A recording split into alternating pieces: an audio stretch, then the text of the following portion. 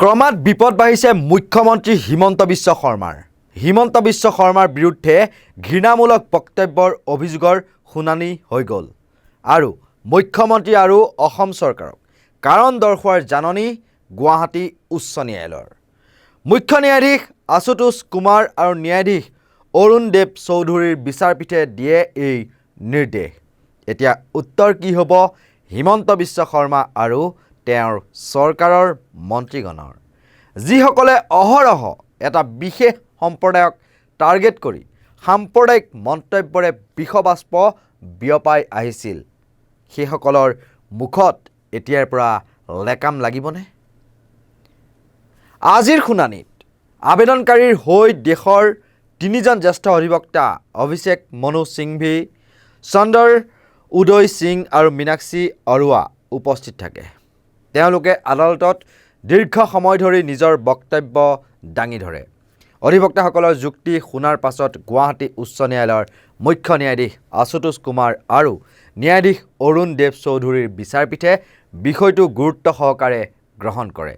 ন্যায়ালয়ে এই সন্দৰ্ভত মুখ্যমন্ত্ৰী হিমন্ত বিশ্ব শৰ্মা আৰু অসম চৰকাৰক আনুষ্ঠানিক জাননী জাৰি কৰাৰ নিৰ্দেশ দিয়ে আৰু এই গোচৰৰ পৰৱৰ্তী শুনানি অহা 2024 চনৰ এপ্ৰিল মাহৰ দ্বিতীয় সপ্তাহত অৰ্থাৎ বহাগ বিহুৰ পাছত অনুষ্ঠিত হ'ব। উল্লেখযোগ্য যে এই আবেদনকাৰীসকলে ইয়াৰ পূৰ্বে দেশৰ সৰ্বোচ্চ ন্যায়ালয়ৰ দ্বাৰস্থ হৈছিল।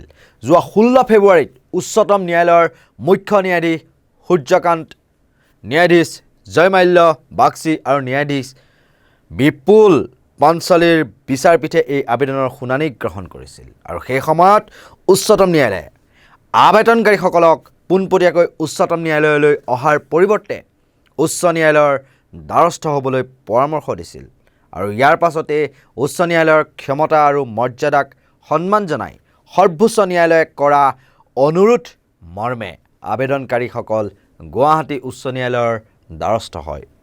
উল্লেখযোগ্য যে অসমৰ মুখ্যমন্ত্ৰী হিমন্ত বিশ্ব শৰ্মাৰ বিৰুদ্ধে ৰাজ্যৰ এটা বিশেষ সংখ্যালঘু সম্প্ৰদায়ক লক্ষ্য কৰি ধাৰাবাহিকভাৱে ঘৃণাৰ ভাষণ দিয়াৰ অভিযোগত যোৱা 11 ফেব্ৰুৱাৰীৰ দিনা উচ্চতম ন্যায়ালয়ত সংবিধানৰ 32 নং অনুচ্ছেদৰ অধীনত আন এক লেখ আবেদন দাখিল কৰা হৈছিল।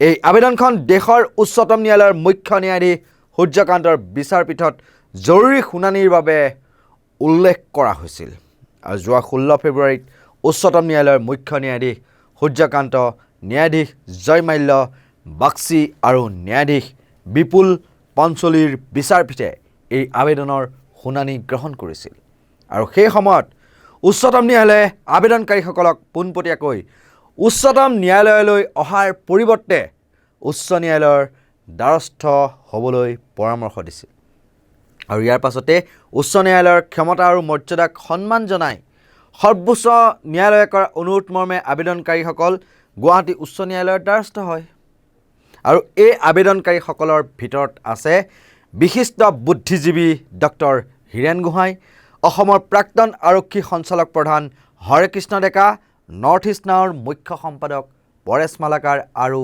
জ্যেষ্ঠ অধিবক্তা শান্তনু বৰঠাকুৰ।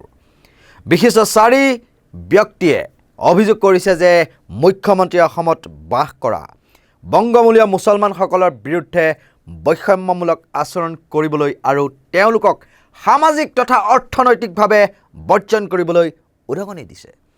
আবেদনখনত উল্লেখ কৰা অনুসৰি যোৱা জানুৱাৰী মাহৰ 25 আৰু 27 তাৰিখে ভোটাৰ তালিকাৰ সংশোধন প্ৰক্ৰিয়াৰ বিষয়ে মন্তব্য কৰাৰ সময়ত মুখ্যমন্ত্ৰীয়ে মিয়া ভোট কৰ্তন কৰিব লাগে বুলি ক্ৰমান্বয়ে বিতৰ্কিত মন্তব্য কৰিছিল।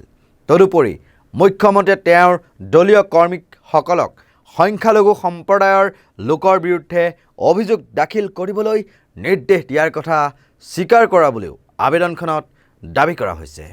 আবেদনকাৰীসকলে কয় যে এনেধৰণৰ মন্তব্যই সংবিধানৰ 14, 15, 19 আৰু 21 নং অনুচ্ছেদৰ দ্বাৰা নিশ্চিত কৰা সমতা, মৰ্যাদা আৰু জীয়াই থকাৰ অধিকাৰক উলংঘা কৰিছে আৰু এই আবেদনৰ ভিত্তিতেই গুৱাহাটী উচ্চ ন্যায়ালয়ে যি আজি নিৰ্দেশনা দিছে, হিমন্ত বিশ্ব শৰ্মাৰ চৰকাৰৰ কাৰণ দৰ্শোৱাৰ জাননী যি জাৰি কৰিছে, ইয়াৰ উত্তৰত হিমন্ত বিশ্ব শৰ্মাৰ চৰকাৰে কি কয় বা নিৰ্বাচনৰ সময়ত আগৰ ধৰণেই এটা বিশেষ সম্প্ৰদায়ক টাৰ্গেট কৰি তেওঁলোকে সাম্প্ৰদায়িক মন্তব্য কৰি বিষবাষ্প বিয়পাই যায় সেয়া সময়ত হ'ব লক্ষণীয়।